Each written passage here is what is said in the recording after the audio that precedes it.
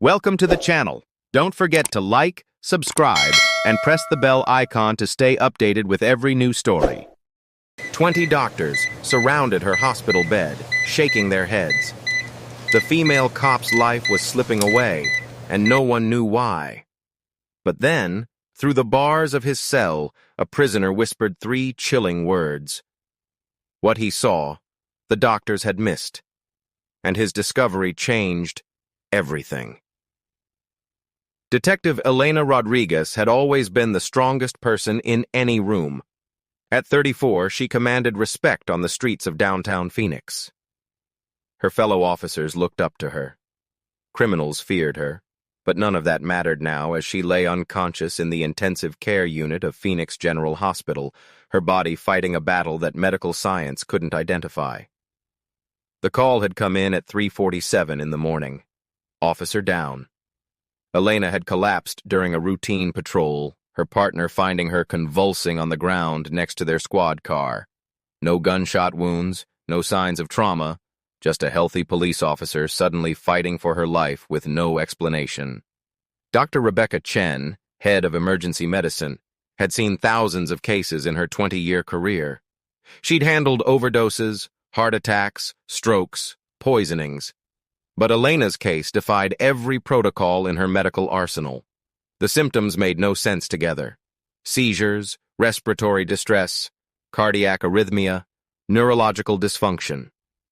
Each symptom pointed to different conditions, but none of the tests confirmed any diagnosis. Within hours, Phoenix General had assembled its most elite medical team. Neurologists, cardiologists, toxicologists, infectious disease specialists. Each doctor brought their expertise. Each ran their tests. Each came up empty. Elena's blood work showed nothing abnormal. Her brain scans revealed no trauma. Her heart appeared structurally sound, yet she continued to deteriorate. Dr. Marcus Webb, the hospital's chief neurologist, stood at Elena's bedside reviewing her latest test results, the electroencephalograph. Logram showed chaotic brain activity. Her pupils responded sluggishly to light. Motor functions had decreased significantly since admission. Time was running out, but the cause remained invisible. The police department had launched its own investigation. Internal Affairs examined Elena's recent cases, looking for potential revenge motives. Had she arrested someone dangerous, testified against a violent criminal, made enemies on the street? Detective Captain Rita Vasquez personally reviewed every case file from the past 6 months. Nothing stood out. Elena had been professional, thorough, by the book. Meanwhile, the medical team continued their desperate search for answers. Dr. Lisa Park, the hospital's top toxicologist, had run every poison panel available. Heavy metals, organic compounds, synthetic drugs, biological toxins. The results consistently came back negative or inconclusive. Whatever was attacking Elena's system remained undetectable by conventional testing methods. 3 floors above the intensive care unit, the county jail occupied the top 2 levels of the medical complex. It was an unusual arrangement, but Phoenix General served as the primary medical facility for county inmates. The jail ward handled prisoners requiring extended medical care, psychiatric evaluation, or those too dangerous for standard holding facilities. Among these inmates was David Thompson, serving his 3rd year of a 7-year sentence for armed robbery. But David wasn't your typical career criminal. Before his arrest, he'd been a paramedic for 12 years. He'd worked emergency rooms, ambulance crews, trauma centers. His medical knowledge was extensive, his diagnostic instincts sharp. Prison hadn't dulled those skills, only redirected them toward helping fellow inmates with medical issues. David had heard whispers about the police officer fighting for her life downstairs. In jail, W's traveled fast, especially when it involved law enforcement. Most inmates expressed satisfaction at a cop's suffering. David felt different. His years as a paramedic had trained him to see patients first, badges second. Someone was dying, and that bothered him regardless of their profession. The jail medical ward shared certain facilities with the main hospital. Prisoners requiring specialized care were sometimes transported through hospital corridors under heavy guard. David had developed relationships with several hospital staff members during his medical emergencies and treatments. Nurse Patricia Williams had worked with him during his appendectomy the previous year. She'd been impressed by his medical knowledge and professional demeanor. On Elena's 4th day in the hospital, David encountered Patricia during his routine medical appointment. She looked exhausted, stressed beyond her usual composure. As a veteran paramedic, David recognized the signs of medical professionals facing an impossible case. "Rough week?" David asked as Patricia checked his blood pressure. She glanced around, ensuring privacy, then nodded. "We have a patient downstairs, police officer. 20 specialists can't figure out what's wrong with her. She's dying and we're helpless." David listened carefully as Patricia described the symptoms: seizures, cardiac irregularities, neurological decline, respiratory distress. His paramedic mind began processing the information, searching for patterns the hospital doctors might have missed. "Has anyone considered environmental factors?" David asked. "Something she might have been exposed to during patrol duty?" Patricia shook her head. "They've tested for everything: drugs, poisons, infections, genetic conditions. Nothing matches her presentation." That evening, David lay in his cell thinking about the case. 20 doctors meant the hospital had assembled its finest minds. If they couldn't find the answer, the cause had to be something unusual, something outside standard medical thinking. His years responding to emergency calls had taught him that sometimes the most obvious explanations were the hardest to see. The next morning brought devastating news. Elena's condition had worsened overnight. Her brain activity had decreased significantly. Doctors were discussing end-of-life care with her family. Captain Vasquez had visited, bringing Elena's parents from Tucson. The hospital chapel stayed busy with officers and family members, praying for a miracle that medical science couldn't provide. Dr. Chen called another conference. 20 specialists gathered in the hospital's main conference room, reviewing every aspect of Elena's case. Test results covered the walls. Medical journals lay open to relevant articles. Computer screens displayed brain scans, blood work, cardiac monitoring data. The room buzzed with frustrated medical expertise. "We're missing something fundamental," Dr. Chen announced to the group. "A healthy 34-year-old doesn't just start dying without cause. There has to be an explanation." Dr. Webb presented the neurological findings. "Brain activity suggests toxic exposure, but we can't identify the toxin. The pattern doesn't match any known substance." Dr. Park shared toxicology results. "We've tested for over 300 different compounds. Nothing significant detected, but the symptoms definitely suggest poisoning of some kind." The cardiologist reported irregular heart rhythms consistent with chemical interference. The pulmonologist noted respiratory distress patterns typical of inhaled toxins. Each specialist confirmed their piece of the puzzle, but the complete picture remained invisible. As the conference continued, David was being escorted through the hospital for his weekly psychiatric evaluation. The route took him past the conference room's glass windows. He glimpsed the assembled doctors, the wall of test results, the obvious frustration on their faces. These were brilliant medical minds, but they were approaching the problem from purely clinical perspectives. David's paramedic experience had taught him different diagnostic approaches. In emergency medicine, you learn to consider environmental factors, occupational hazards, unusual exposure scenarios. Hospital doctors focused on diseases and conditions. Paramedics dealt with accidents, exposures, environmental dangers. That afternoon, David requested a meeting with the jail's medical coordinator. Dr. James Morrison oversaw health care for county inmates and maintained relationships with Phoenix general staff. David had built trust with Dr. Morrison during his incarceration, helping with medical emergencies among fellow prisoners. "I need to share information about the police officer case," David told Dr. Morrison. "I think I might know something the doctors are missing." Dr. Morrison listened skeptically as David explained his theory. A career criminal offering medical advice seemed unlikely to help, but David's paramedic background gave his words credibility. His previous assistance with inmate medical emergencies had proven valuable. "What exactly do you think you know?" Dr. Morrison asked. David leaned forward, his expression serious. "The symptom pattern suggests a specific type of exposure that hospital doctors wouldn't normally consider. It's something I encountered twice during my paramedic years. Both cases were initially misdiagnosed because the cause seemed impossible." He paused, ensuring Dr. Morrison's complete attention. "I think she was exposed to something during her police duties, something that wouldn't show up on standard toxicology screens because doctors wouldn't know to look for it. The symptoms match perfectly, but only if you understand the exposure mechanism." Dr. Morrison studied David carefully. The inmate's medical knowledge was undeniable.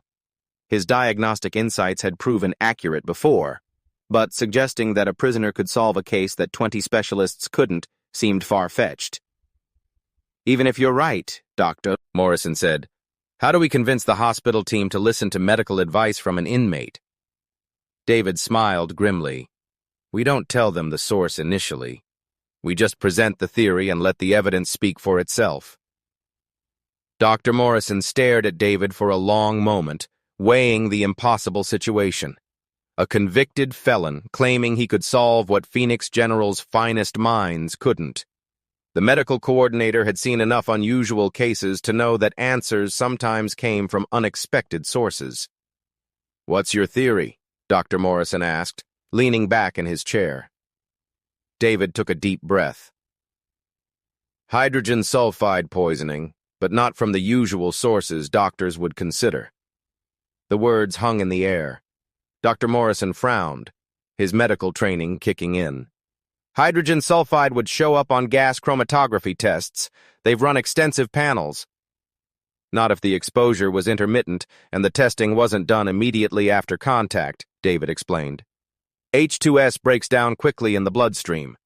By the time she reached the hospital, direct detection would be nearly impossible, but the cellular damage patterns match perfectly." David had encountered two similar cases during his paramedic career. Both involved prolonged low-level exposure to hydrogen sulfide gas. The first was a sewage worker who'd been exposed for weeks before symptoms appeared.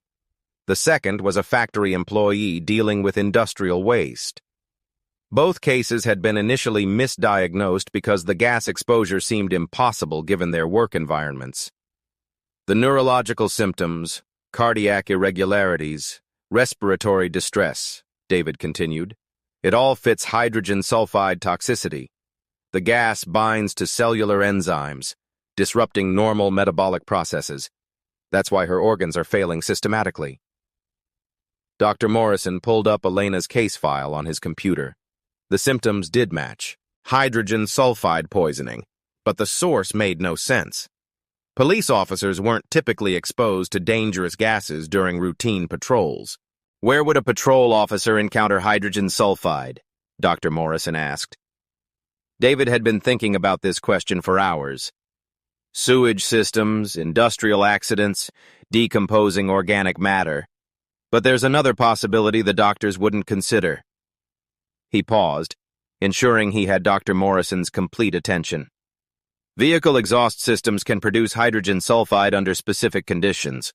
If her patrol car had a damaged exhaust system combined with certain catalytic converter problems, prolonged exposure in an enclosed vehicle could cause exactly these symptoms." The theory made disturbing sense. Police officers spent hours daily in their patrol vehicles. A faulty exhaust system could create a death trap, slowly poisoning the occupant over weeks or months. The symptoms would develop gradually, becoming acute only when cellular damage reached critical levels. Dr. Morrison immediately called Phoenix General's toxicology department. Dr. Lisa Park answered, her voice strained with exhaustion. "Dr. Park, this is James Morrison from County Medical. I have a consultation question about your police officer case." "Any help would be appreciated," Dr. Park replied. "We're running out of options." "Have you specifically tested for hydrogen sulfide metabolites?"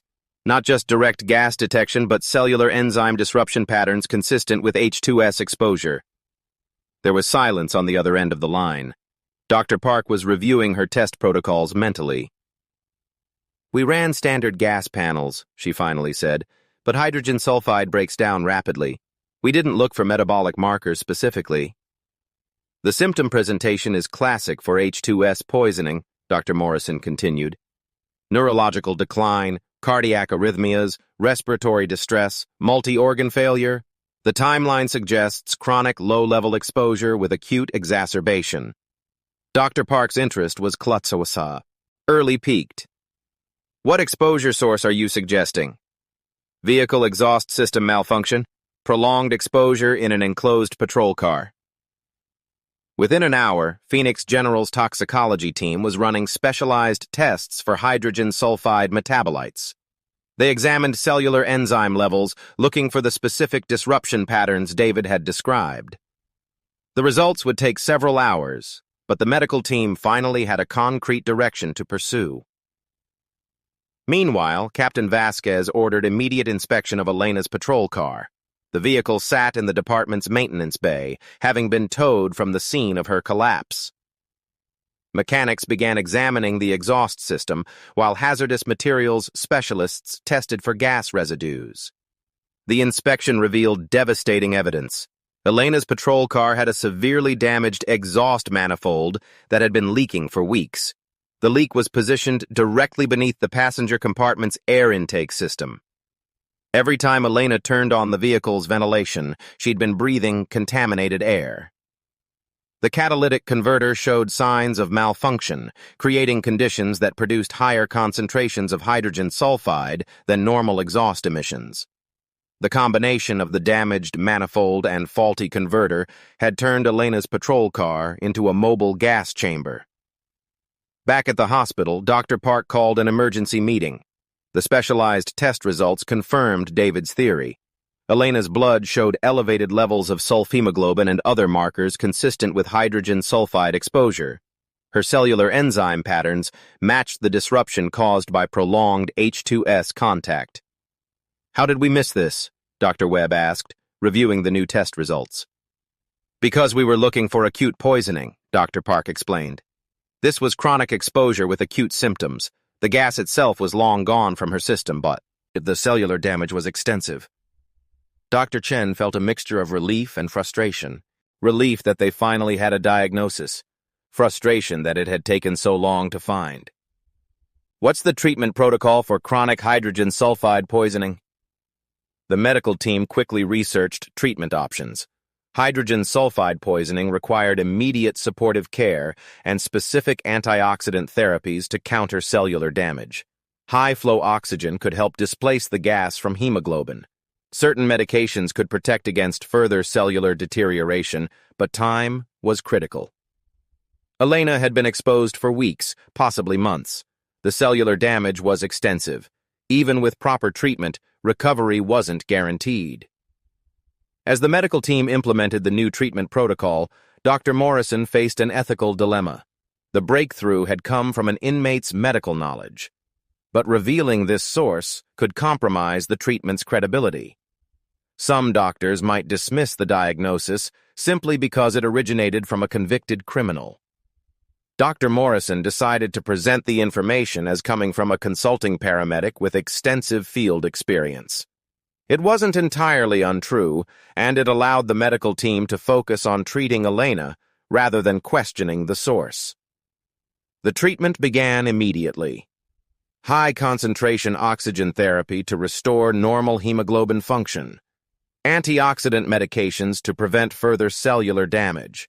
Supportive care for her neurological, cardiac, and respiratory systems. The medical team worked around the clock, monitoring Elena's response to the targeted therapy. Within 12 hours, subtle improvements appeared. Elena's brain activity showed slight increases on electroencephalogram monitoring. Her cardiac rhythms stabilized marginally. Respiratory function improved enough to reduce ventilator support. The changes were small but significant. For the first time in a week, Elena's condition was moving in the right direction. Captain Vasquez visited that evening, bringing updates on the department's investigation. Every patrol vehicle in the fleet was being inspected for exhaust system problems.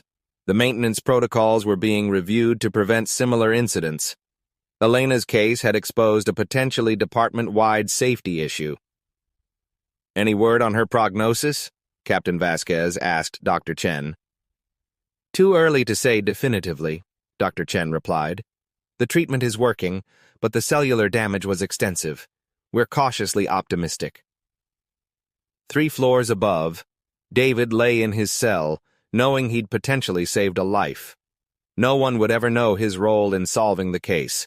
His name wouldn't appear in medical journals or case studies, but somewhere in the hospital below, a police officer was fighting back from the brink of death because a convicted felon had refused to let professional boundaries override human compassion. The irony wasn't lost on David. He'd spent years responding to emergency calls, helping strangers in their worst moments.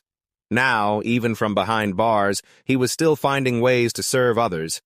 Prison had changed his circumstances, but not his fundamental nature. Elena's recovery would be long and uncertain. Hydrogen sulfide poisoning caused lasting damage that could affect her cognitive function, motor skills, and overall health. But she was alive and improving when 20 doctors had been ready to discuss end-of-life care.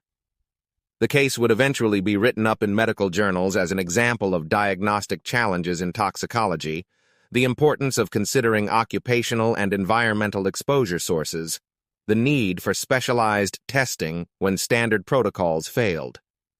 But the real story, the human story of how an imprisoned paramedic's expertise saved a police officer's life, would remain hidden in the confidential files of a county jail medical coordinator who understood that healing could come from the most unexpected sources. As days passed, Elena's improvement continued at a painstakingly slow pace. Her neurological responses grew stronger. The cardiac monitoring showed increasingly stable rhythms. Her respiratory system began functioning with less mechanical assistance. The medical team cautiously celebrated each small victory while monitoring for potential setbacks. 2 weeks after the diagnosis, Elena opened her eyes with genuine awareness for the first time. The mechanical ventilator had been removed 3 days earlier. Her speech was slurred but comprehensible. Motor functions showed significant improvement. The cognitive tests revealed some memory gaps, but her fundamental thinking processes appeared intact. Her parents wept with relief as Elena recognized them. Her partner, Officer Jake Rodriguez, visited daily, updating her on department news and case developments. The entire precinct had been following her recovery. Dozens of get-well cards covered her hospital room walls. Dr. Park visited Elena to explain what had happened. The explanation was carefully crafted to focus on the medical aspects rather than how the diagnosis was discovered. Elena listened with growing amazement as she learned about her damaged patrol car and the weeks of invisible poisoning. "I remember feeling tired during shifts," Elena said, her voice still weak. "Headaches that wouldn't go away. I thought it was just stress from the job." Dr. Park nodded. "Chronic hydrogen sulfide exposure produces subtle symptoms that gradually worsen. By the time acute symptoms appeared, the cellular damage was extensive."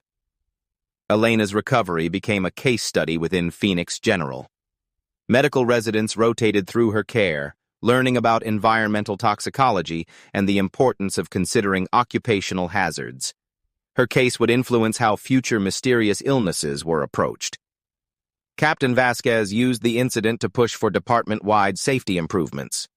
New protocols required monthly vehicle inspections with specific attention to exhaust systems. Officers received training on recognizing symptoms of chemical exposure. Elena's near-death experience was transforming police department safety culture. The media eventually learned about the case, though the full details remained confidential. Local news reported on the mysterious illness that nearly killed a dedicated police officer and how medical persistence saved her life. The story focused on the hospital's diagnostic breakthrough and the department's safety improvements. David watched the news coverage from the jail's common area.